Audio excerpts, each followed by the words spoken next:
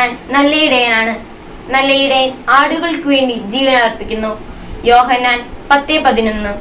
നമ്മൾ എത്രയൊക്കെ തല്ലൂടിയാലും എത്രയൊക്കെ വാശി പിടിച്ചാലും പിന്നെയും പപ്പയും അമ്മയും നമ്മൾ അവരുടെ അടുക്കൽ പോകുന്നില്ലെങ്കിൽ പോലും അവർ നമ്മുടെ അടുക്കൽ വന്ന് വലിയ സ്നേഹവും ദയയും കരുണയും ഒക്കെ കാണിക്കാറില്ലേ?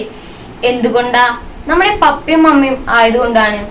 ഇതുപോലെ തന്നെയാണ് ഈശോയും. ഞാൻ നല്ല ഇടയനാണ്. നല്ല ഇടയൻ ആടുകൾക്ക് വേണ്ടി ജീവൻ അർപ്പിക്കുന്നു. യോഹന്നാൻ 10:11. ഈശോ നമുക്ക് വേണ്ടി കുരിശിൽ ജീവൻ അർപ്പിച്ചു.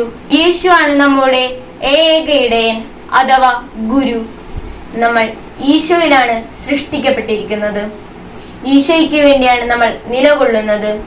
അതുകൊണ്ട് തന്നെ നമ്മളെ പരിപൂർണമായി രക്ഷിക്കാൻ ഈശോയ്ക്ക് മാത്രമേ സാധിക്കുകയുള്ളൂ. നമ്മൾ എത്രയൊക്കെ പാപം ചെയ്താലും ആ പാപത്തിൽ നിന്ന് പുറത്തു കൊണ്ടുവരാൻ നമ്മെ സഹായിക്കുന്നത് ഈശോയാണ്. ഈശോ മാത്രമാണ്. ഈശോയെ, നല്ല ഇടയനായ നിനക്ക് ഞങ്ങൾ അങ്ങേ പൂർണ്ണമായി സമർപ്പിക്കുന്നു. നീ ഞങ്ങളെ സ്വന്തമായി തീർക്കണമേ.